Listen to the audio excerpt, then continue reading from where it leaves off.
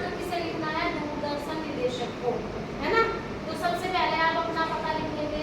आपका पता आपका स्कूल होता है, आपका गांव गली मोहल्ला नहीं होता। आपने अपना पता लिखा, सबसे पहले अपना पता लिखा, उसके बाद आपने लाइन छोड़ी, एक लाइन छोड़ते हैं। फिर आप दिनांक लिखते हैं, दिनांक के बाद फिर से लाइन छोड़ते हैं। ये लाइन तुम्हें पता होनी चाहिए कहाँ कहाँ पर कौन सी लाइन छूटेगी।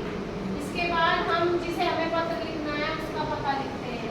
तो हमें पत्र किसे लिखना है?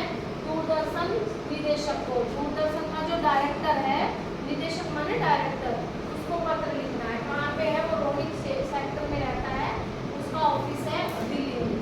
तो उसके बाद फिर लाइन छोड़ते हैं। आप विषय लिखते हैं कि सब्जेक्ट क्या है पत्र का, वो भी इसी में है कि किसी अप्रिय कार्यक्रम के विषय में। सारा कुछ इस क्वेश्चन में ही होता है जो हमें पत्र लिखना होता है। तो विषय में लिखा हमने किसी अप्रिय कार्यक्रम के विषय में जानकारी हेतु पत्र, इसी में से निकल गया। उसके बाद हमने एक लाइन फिर से छोड़ी और यहाँ से लिखना शुरू करा हमने कि हमारी विषय वस्तु क्या है। विषय वस्तु आप लिख रहे हैं कि दूरदर्शन का जो प्रोग्राम चल रहा है वो बहुत ही अप्रिय है, अब पसंद नहीं आ रहा है किसी को भी, उससे बच्चे पथभ्रष्ट हो रहे हैं और उसे देखते देखते बहुत सारे बच्चे आत्महत्या भी कर रहे हैं उससे इंस्पायर होकर।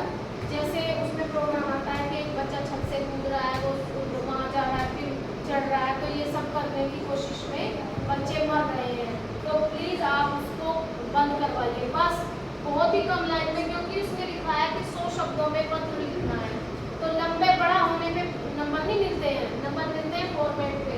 आप 2 बोर्ड की जो कॉपी होती है 3 लाइन में आप ये कंटेंट लिख देंगे, विषय वस्तु।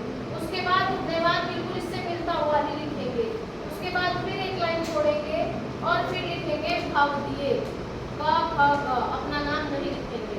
और समापन में लिखते हैं भाव दिए, ये वर्ड याद कर लेना, हर जगह आएगा ये भाव दिए क ख ग। मात्रा भी याद कर लेना बड़ी